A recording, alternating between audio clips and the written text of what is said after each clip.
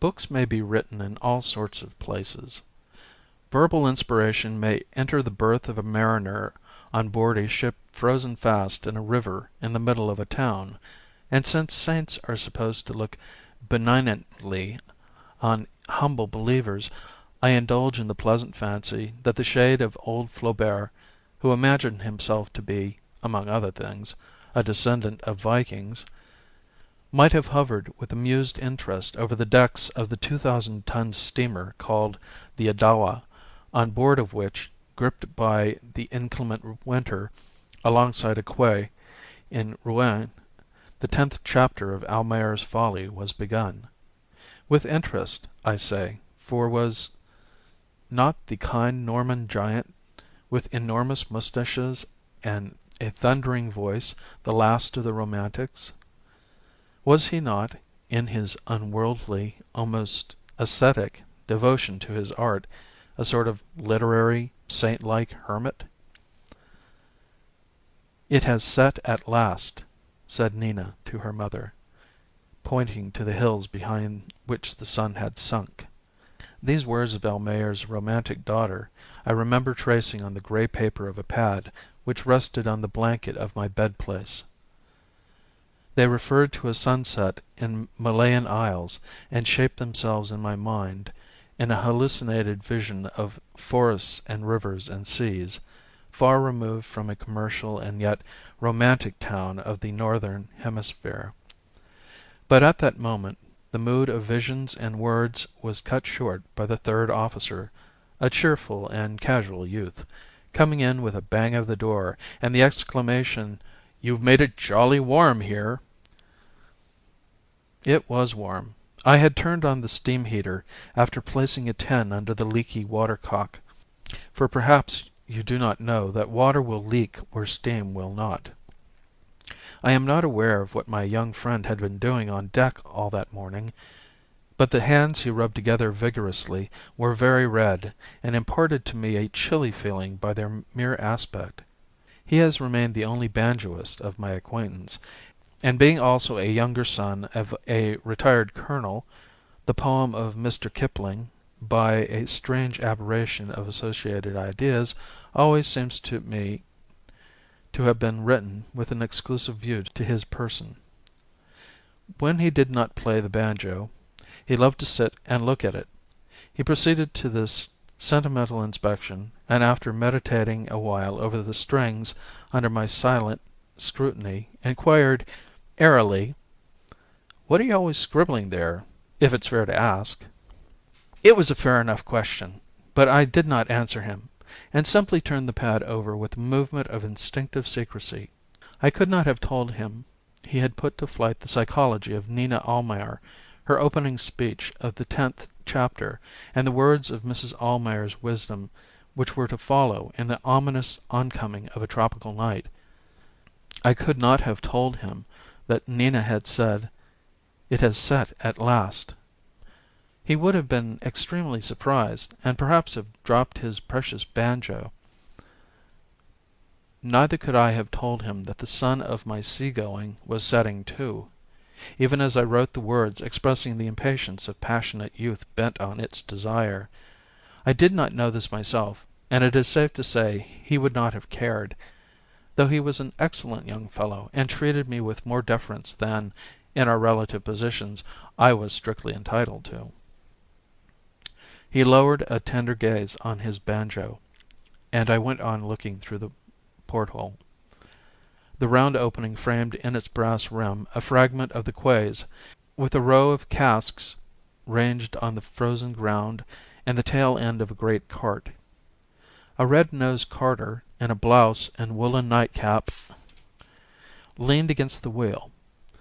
An idle, strolling custom-house guard, belted over his blue capote, had the air of being depressed by exposure to the weather and the monotony of official existence. The background of grimy houses found a place in the picture framed by my porthole, across a wide stretch of paved quay brown with frozen mud. The coloring was sombre, and the most conspicuous feature was a little cafe with curtained windows and a shabby front of white woodwork, corresponding with the squalor of these poorer quarters bordering the river. We had been shifted down there from another berth in the neighborhood of the Opera House, where that same porthole gave me a view of quite another sort of cafe, the best in town, I believe, and the very one where the worthy Bovary and his wife, the romantic daughter of old Père Renaud, had some refreshment after the memorable performance of an opera which was the tragic story of Lucia di Lammermoor in a setting of light music. I could recall no more the hallucination of the Eastern Archipelago, which I certainly hope to see again.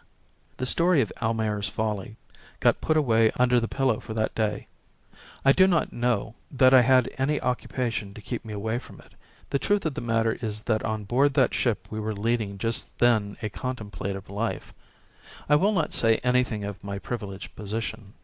I was there just to oblige, as an actor of my standing may take a small part in the benefit performance of a friend. As far as my feelings were concerned, I did not wish to be in that steamer at that time and in those circumstances, and perhaps I was not even wanted there in the usual sense in which a ship wants an officer. It was the first and last instance in my sea life when I served ship owners who have remained completely shadowy to my apprehension. I do not mean this for the well-known firm of London shipbrokers which had chartered the ship to the, I will not say short-lived, but ephemeral Franco-Canadian Transport Company. A death leaves something behind, but there was never anything tangible left from the F.C.T.C.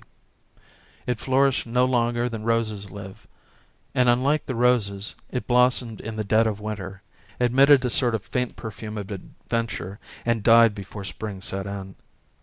But indubitably it was a company.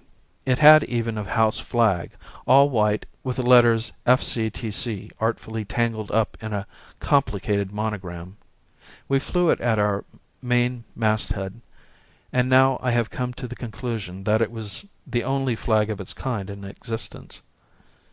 All the same, we on board for many days had the impression of being a unit of a large fleet with fortnightly departures for Montreal and Quebec, as advertised in pamphlets and prospectuses, which came aboard in a large package in Victoria Dock, London, just before we started for Rouen, France. And in the shadowy life of the F.C.T.C. lies the secret of that, my last employment in my calling, which in a remote sense interrupted the rhythmical development of Nina Almayer's story. The then secretary of the London Shipmasters' Society, with its modest rooms in Fenchurch Street, was a man of indefatigable activity and the greatest devotion to his task. He is responsible for what was my last association with a ship. I call it that because it can hardly be called a sea-going experience. Dear Captain Froude, it is impossible not to pay him the tribute of affectionate familiarity at this distance of years. Had very sound views as to the advancement of knowledge and status for the whole body of the officers of the mercantile marine. He organized for us courses of professional lectures, St. John ambulance classes, corresponded industriously with public bodies and members of Parliament on subjects touching the interests of the service, and as to the oncoming of some inquiry or commission relating to matters of the sea and to the work of seamen, it was a perfect godsend to his need of exerting himself on our corporate behalf. Together with this high sense of his official duties, he had in him a vein of personal kindness, a strong disposition to do what good he could to the individual members of that craft of which in his time he had been a very excellent master. And what greater kindness can one do to a seaman than to put him in the way of employment? Captain Froude did not see why the Shipmasters' Society, besides its general guardianship of our interests, should not be unofficially an employment agency of the very highest class. I am trying to persuade all our great ship-owning firms to come to us for their men. There is nothing of a trade union spirit about our society, and I really don't see why they should not," he said once to me. "I am always telling the captains, too, that all things being equal, they ought to give preference to the members of the society. In my position I can generally find for them what they want amongst our members or our associate members." In my wanderings about London from west to east and back again (I was very idle then), the two little rooms in Fenchurch Street were a sort of resting place where my spirit, hankering after the sea, could feel itself nearer to the ships, the men, and the life of its choice, nearer there than on any other spot of the solid earth. This resting place used to be, at about 5 o'clock in the afternoon, full of men and tobacco smoke, but Captain Froud had the smaller room to himself, and there he granted private interviews, whose principal motive was to render service. Thus one murky November afternoon he beckoned me in with a crooked finger and that peculiar glance above his spectacles which is perhaps my strongest physical recollection of the man. "I have had in here a shipmaster this morning," he said, getting back to his desk and motioning me to a chair, "who is in want of an officer. It's for a steamship. You know, nothing pleases me more than to be asked, but unfortunately I do not quite see my way." As the outer room was full of men, I cast a wondering glance at the closed door, but he shook his head. "Oh yes, I should be only too glad to get that berth for one of them. But the fact of the matter is, the captain of that ship wants an officer who can speak French fluently, and that's not so easy to find. I do not know anybody myself but you. It's a second officer's berth, and, of course, you would not care, would you now? I know that it isn't what you are looking for." It was not. I had given myself up to the idleness of a haunted man who looks for nothing but words wherein to capture his visions. But I admit that outwardly I resembled sufficiently a man who could make a second officer for a steamer chartered by a French company. I showed no sign of being haunted by the fate of Nina and by the murmurs of tropical forests, and even my intimate intercourse with Almayer, a person of weak character, had not put a visible mark upon my features. For many years he and the world of his story had been the companions of my imagination, without, I hope, impairing my ability to deal with the realities of sea life. I had had the man and his surroundings with me ever since my return from the eastern waters, some 4 years before the day of which I speak. It was in the front sitting room of furnished apartments in a Pimlico Square that they first began to live again with a vividness and poignancy quite foreign to our former real intercourse. I had been treating myself to a long stay on shore, and in the necessity of occupying my mornings, Almayer, that old acquaintance, came nobly to the rescue. Before long, as was only proper, his wife and daughter joined him round my table, and then the rest of that Pantai band came full of words and gestures. Unknown to my respectable landlady, it was my practice directly after my breakfast to hold animated receptions of Malays, Arabs, and half-castes. They did not clamour aloud for my attention. They came with a silent and irresistible appeal. And the appeal, I affirm here, was not to my self-love or my vanity. It seems now to have had a moral character, for why should the memory of these beings, seen in their obscure sun-bathed existence, demand to express itself in the shape of a novel, except on the ground of that mysterious fellowship which unites in a community of hopes and fears all the dwellers on this earth? I did not receive my visitors with boisterous rapture as the bearers of any gifts or profit or fame. There was no vision of a printed book before me as I sat writing at that table, situated in a decayed part of Belgravia. After all these years, each leaving its evidence of slowly blackened pages, I can honestly say that it is a sentiment akin to piety which prompted me to render in words assembled with conscientious care the memory of things far distant and of men who had lived.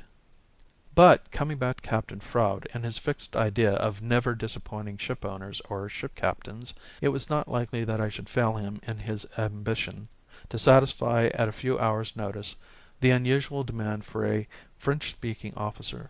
He explained to me that the ship was chartered by a French company intending to establish a regular monthly line of sailings from Rouen for the transport of French emigrants to Canada. But frankly, this sort of thing did not interest me very much. I said gravely that if it were really a matter of keeping up the reputation of the Shipmaster Society, I would consider it, but the consideration was just for form's sake. The next day I interviewed the captain, and I believe we were impressed favorably with each other. He explained that his chief mate was an excellent man in every respect, and that he could not think of dismissing him so as to give me the higher position, but that if I consented to come as second officer I would be given certain special advantages, and so on. I told him that if I came at all the rank really did not matter. "I am sure," he insisted, "you will get on first rate with Mr. Paramore." I promised faithfully to stay for 2 trips at least, and it was in those circumstances that what was to be my last connection with a ship began. And after all there was not even one single trip. It may be that it was simply the fulfillment of fate, of that written word on my forehead which apparently forbade me, through all my sea wanderings, ever to achieve the crossing of the Western Ocean, using the words in that special sense in which sailors speak of Western Ocean trade, of Western Ocean packets, of Western Ocean hard cases. The new life attended closely upon the old, and the 9 chapters of Almayer's Folly went with me to the Victoria Dock, whence in a few days we started for Rouen. I won't go so far as saying that the engaging of a man fated never to cross the Western Ocean was the absolute cause of the Franco-Canadian Transport Company's failure to achieve even a single passage. It might have been that, of course, but the obvious, gross obstacle was clearly the want of money. 460 bunks for emigrants were put together in the 'tween decks by industrious carpenters while we lay in the Victoria Dock, but never an emigrant turned up in Rouen, of which, being a humane person, I confess I was glad. Some gentlemen from Paris, I think there were 3 of them, and one was said to be the chairman, turned up indeed, and went from end to end of the ship, knocking their silk hats cruelly against the deck beams. I attended them personally, and I can vouch for it that the interest they took in things was intelligent enough, though, obviously, they had never seen anything of this sort before. Their faces, as they went ashore, wore a cheerfully inconclusive expression. Notwithstanding that this inspecting ceremony was supposed to be a preliminary to immediate sailing, it was then, as they filed down our gangway, that I received the inward monition that no sailing within the meaning of our charter party would ever take place. It must be said that in less than 3 weeks a move took place.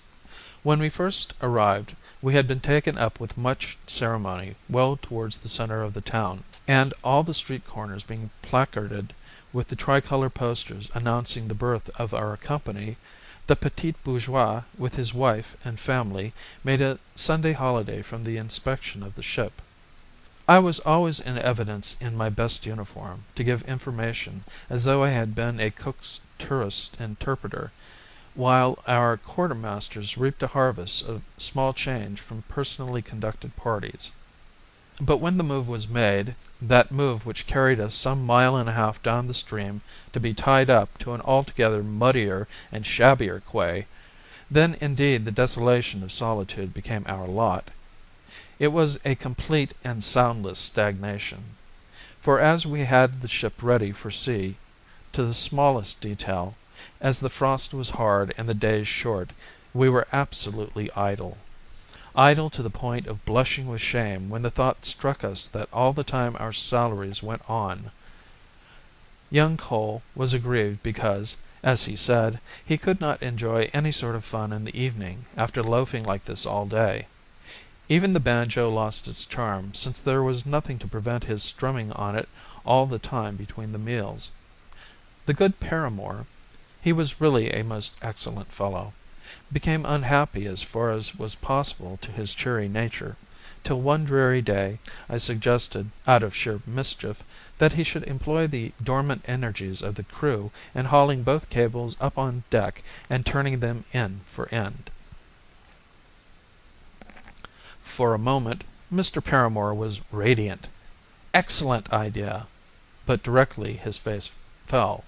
"Why, yes, but we can't make that job last more than 3 days," he muttered discontentedly. I don't know how long he expected us to be stuck on the riverside outskirts of Rouen, but I know that the cables got hauled up and turned end for end, according to my satanic suggestion, put down again, and the very existence utterly forgotten, I believe, before a French river pilot came on board to take our ship down, empty as she came, into the Havre roads. You may think that this state of forced idleness favored some advance in the fortune of Almayer and his daughter. Yet it was not so. As if it were some sort of evil spell, my banjoist cabin mate's interruption, as related above, had arrested them short at the point of that fateful sunset for many weeks together. It was always thus with this book, begun in '89 and finished in '94, with that shortest of all the novels which it was to be my lot to write. Between its opening exclamation calling Almayer to his dinner in his wife's voice, and Abdullah's, his enemy, mental reference to the God of Islam, the merciful, the compassionate, which closes the book, there were to come several long sea passages, a visit, to use the elevated phraseology suitable to the occasion, to the scenes, some of them, of my childhood, and the realization of childhood's vain words, expressing a light-hearted and romantic whim. It was in 1868, when 9 years old or thereabouts, that while looking at a map of Africa of the time, and putting my finger on the blank space then representing the unsolved mystery of that continent, I said to myself with absolute assurance and an amazing audacity which are no longer in my character now, "When I grow up I shall go there." And of course I thought no more about it till after a quarter of a century or so an opportunity offered to go there, as if the sin of childish audacity were to be visited on my mature head. Yes, I did go there being the region of Stanley Falls, which in '68 was the blankest of blank spaces on the earth's figured surface. And the manuscript of Almayer's Folly, carried about me as if it were a talisman or a treasure, went there too. That it ever came out of there seems a special dispensation of Providence, because a good many of my other properties, infinitely more valuable and useful to me, remained behind through unfortunate accidents of transportation. I call to mind, for instance, a specially awkward turn of the Congo between Kinshasa and Leopoldsville, more particularly when one had to take it at night in a big canoe with only half the proper number of paddlers. I failed in being the second white man on record drowned at that interesting spot through the upsetting of a canoe. The first was a young Belgian officer, but the accident happened some months before my time, and he, too, I believe was going home, not perhaps quite so ill as myself, but still he was going home. I got round the turn more or less alive, though I was too sick to care whether I did or not, and always with Almayer's Folly amongst my diminishing baggage I arrived at that delectable capital, Boma, where before the departure of the steamer which was to take me home I had the time to wish myself dead over and over again with perfect sincerity. At that date there were in existence only 7 chapters of Almayer's Folly, but the chapter in my history which followed was that of a long, long illness and very dismal convalescence. Geneva, or more precisely the hydropathic establishment of Champel, is rendered forever famous by the termination of the 8th chapter in the history of Almayer's decline and fall. The events of the 9th are inextricably mixed up with the details of the proper management of a waterside warehouse owned by a certain city firm whose name does not matter. But that work, undertaken to accustom myself again to the activities of a healthy existence, soon came to an end. The earth had nothing to hold me with for very long, and then that memorable story, like a cask of choice Madeira, got carried for 3 years to and fro upon the sea. Whether this treatment improved its flavour or not, of course I would not like to say. As far as appearance is concerned, it certainly did nothing of the kind. The whole manuscript acquired a faded look and an ancient yellowish complexion. It became at last unreasonable to suppose that anything in the world would ever happen to Almayer and Nina, and yet something most unlikely to happen on the high seas was to wake them up from their state of suspended animation. What is it that Novalis says? It is certain my conviction gains infinitely the moment another soul will believe in it. And what is a novel if not a conviction of our fellow man's existence strong enough to take upon itself a form of imagined life clearer than reality, and whose accumulated verisimilitude of selected episodes puts to shame the pride of documentary history? Providence, which saved my manuscript from the Congo rapids, brought it to the knowledge of a helpful soul far out on the open sea. It would be on my part the greatest ingratitude ever to forget the sallow, sunken face and the deep-set dark eyes of the young Cambridge man (he was a passenger for his health on board the good ship Torrens, outward bound to Australia), who was the first reader of Almayer's Folly, the very first reader I ever had. "Would it bore you very much reading a manuscript in a handwriting like mine?" I asked him one evening on a sudden impulse at the end of a longish conversation whose subject was Gibbon's history. Jacques, that was his name, was sitting in my cabin one stormy dog watch below, after bringing me a book to read from his own travelling store. "Not at all," he answered with his courteous intonation and a faint smile. As I pulled a drawer open his suddenly aroused curiosity gave him a watchful expression. I wonder what he expected to see. A poem, maybe. All that's beyond guessing now. He was not a cold but a calm man, still more subdued by disease, a man of few words and of an unassuming modesty in general intercourse, but with something uncommon in the whole of his person which set him apart from the undistinguished lot of our 60 passengers. His eyes had a thoughtful, introspective look. In his attractive, reserved manner, and in a veiled, sympathetic voice, he asked, "What is this?" "It is sort of a tale," I answered, with an effort. "It is not even finished yet. Nevertheless, I would like to know what you think of it." He put the manuscript in the breast pocket of his jacket. I remember perfectly his thin brown fingers folding it lengthwise.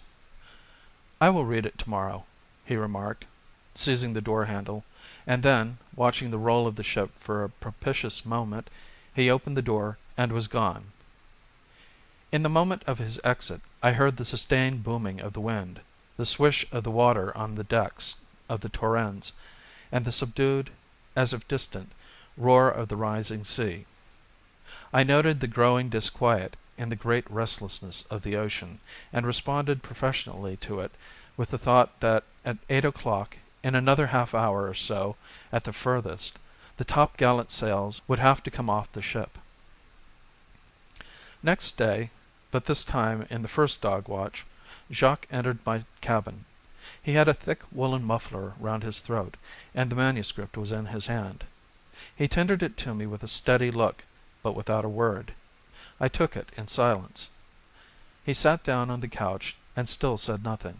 I opened and shut a drawer under my desk on which a filled-up log slate lay wide open in its wooden frame, waiting to be copied neatly into the sort of book I was accustomed to write with care, the ship's log book. I turned my back squarely on the desk, and even then Jacques never offered a word. "Well, what do you say?" I asked him at last. "Is it worth finishing?" This question expressed exactly the whole of my thoughts. "Distinctly," he answered in his sedate, veiled voice, and then coughed a little. "Were you interested?" I inquired further, almost in a whisper. "Very much." In a pause, I went on meeting instinctively the heavy rolling of the ship, and Jacques put his feet upon the couch. The curtain of my bed place swung to and fro as it were a punkah, the bulkhead lamp circled in its gimbals, and now and then the cabin door rattled slightly in the gusts of wind. It was in latitude 40 south, and nearly in the longitude of Greenwich, as far as I can remember, that these quiet rites of Almayer's and Nina's resurrection were taking place. In the prolonged silence it occurred to me that there was a good deal of retrospective writing in the story as far as it went. Was it intelligible in its action, I asked myself, as if already the storyteller were being born into the body of a seaman. But I heard on deck the whistle of the officer of the watch, and remained on the alert to catch the order that was to follow this call to attention. It reached me as a faint, fierce shout to "Square the yards!" "Aha!" I thought to myself, "a westerly blow coming on." Then I turned to my very first reader, who, alas, was not to live long enough to know the end of the tale. "Now let me ask you one more thing. Is the story quite clear to you as it stands?" He raised his dark, gentle eyes to my face, and seemed surprised. "Yes, perfectly." That was all I was to hear from his lips concerning the merits of "Almayer's Folly." We never spoke together of the book again. A long period of bad weather set in, and I had no thoughts left but for my duties, whilst poor Jacques caught a fatal cold and had to keep close in his cabin. When we arrived in Adelaide, the first reader of my prose went at once up country, and died rather suddenly in the end, either in Australia, or it may be on the passage while going home through the Suez Canal. I am not sure which it was now, and I do not think I ever heard precisely, though I made inquiries about him from some of our return passengers who, wandering about to see the country during the ship's stay in port, had come upon him here and there. At last we sailed, homeward bound, and still not one line was added to the careless scrawl of the many pages which poor Jacques had had the patience to read with the very shadows of eternity gathering already in the hollows of his kind, steadfast eyes. The purpose instilled into me by his simple and final "distinctly" remained dormant, yet alive to await its opportunity. I dare say I am compelled, unconsciously compelled, now to write volume after volume, as in past years I was compelled to go to sea voyage after voyage.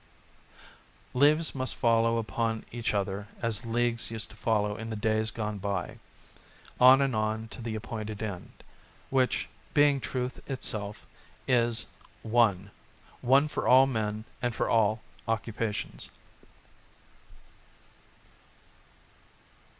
I do not know which of the two impulses has appeared more mysterious and more wonderful to me. Still, in writing, as in going to sea, I had to wait my opportunity. Let me confess here that I was never one of those wonderful fellows that would go afloat in a wash tub for the sake of the fun, and if I may pride myself upon my consistency, it was ever just the same with my writing. Some men, I have heard, write in railway carriages, and could do it, perhaps, sitting cross-legged on a clothes-line, but I must confess that my sybaritic disposition will not consent to write without something at least resembling a chair.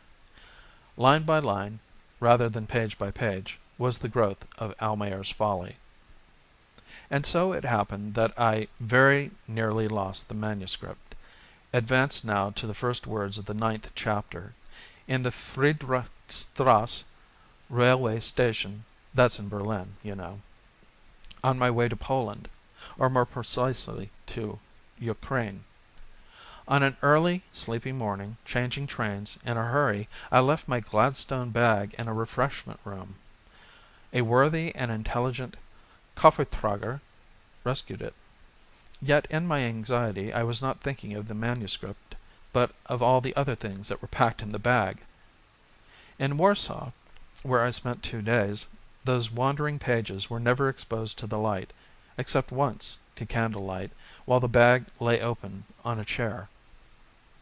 I was dressing hurriedly to dine at a sporting club.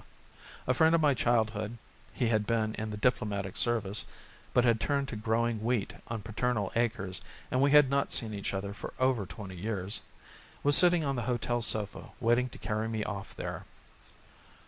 "You might tell me something of your life while you're dressing," he suggested kindly. I do not think I told him much of my life story, either then or later. The talk of the select little party with which he made me dine was extremely animated and embraced most subjects under heaven, from big game shooting in Africa to the last poem published in a very modernist review, edited by the very young and patronized by the highest society. But it never touched upon Almayer's Folly. And next morning, in uninterrupted obscurity, this inseparable companion went on rolling with me in the southeast direction towards the government of Kiev. At that time there was an 8 hours' drive, if not more, from the railway station to the country house which was my destination. Dear boy, these words were always written in English. So ran the last letter from that house received in London.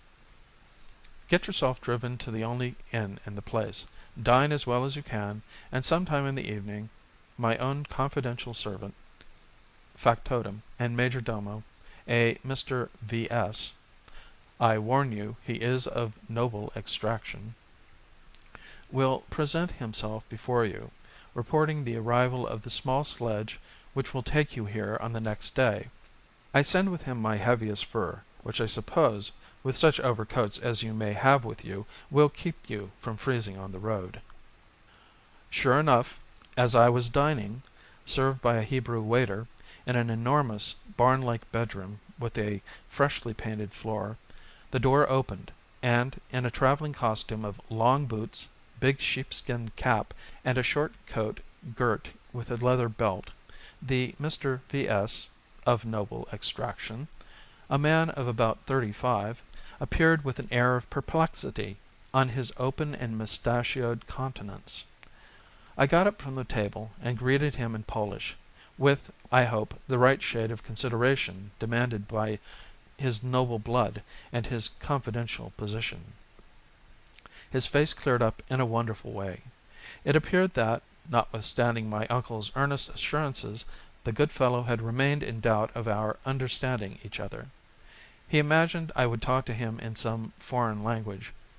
I was told that his last words on getting into the sledge to come meet me shaped an anxious exclamation. "Well, well, here I am going, but God only knows how I am to make myself understood to our master's nephew." We understood each other very well from the first. He took charge of me as I were not quite of age. I had a delightful boyish feeling of coming home from school when he muffled me up next morning in an enormous bearskin travelling coat and took his seat protectively by my side. The sledge was a very small one, and it looked utterly insignificant, almost like a toy behind the 4 big bays harnessed 2 and 2.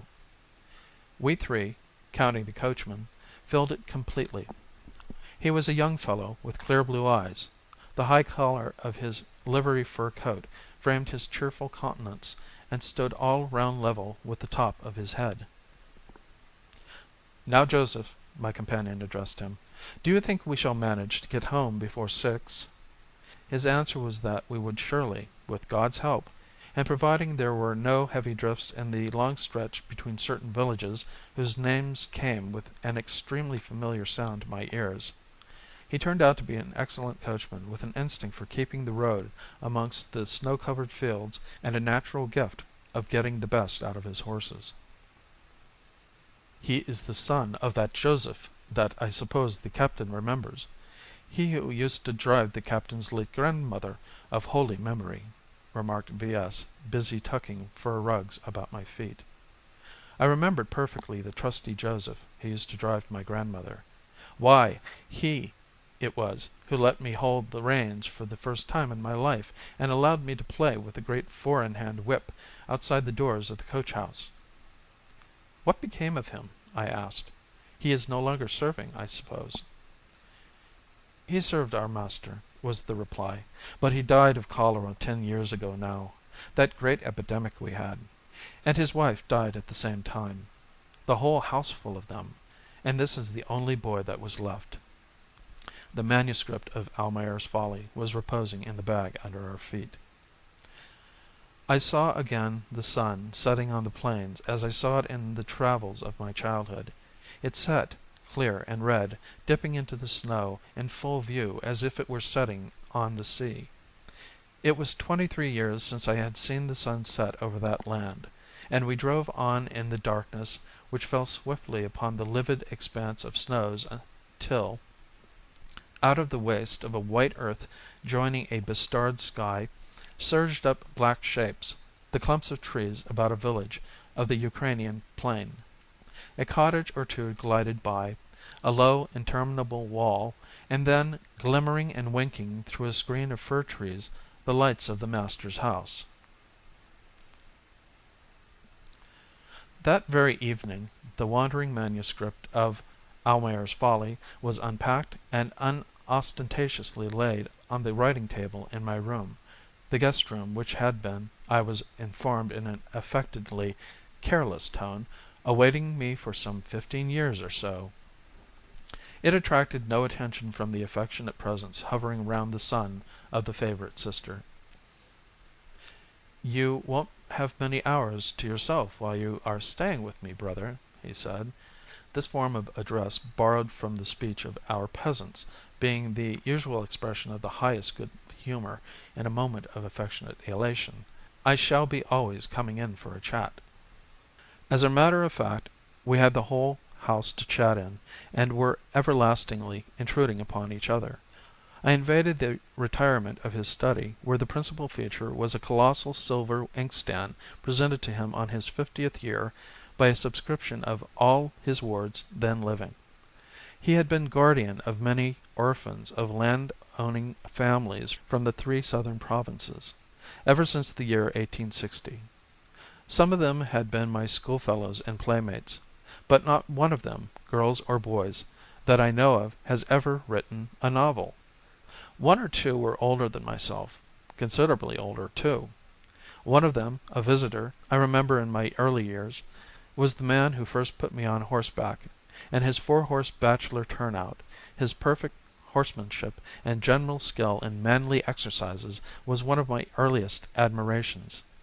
I seem to remember my mother looking on from a colonnade in front of the dining room windows as I was lifted upon the pony, held, for all I know, by the very Joseph, the groom attached specially to my grandmother's service, who died of cholera. It was, certainly, a young man in a dark blue tailless coat and huge Cossack trousers, that being the livery of the men about the stables. It must have been in 1864. But reckoning by another mode of calculating time, it was certainly in the year in which my mother obtained permission to travel south and visit her family from the exile into which she had followed my father. For that, too, she had had to ask permission, and I know that one of the conditions of that favour was that she should be treated exactly as a condemned exile herself.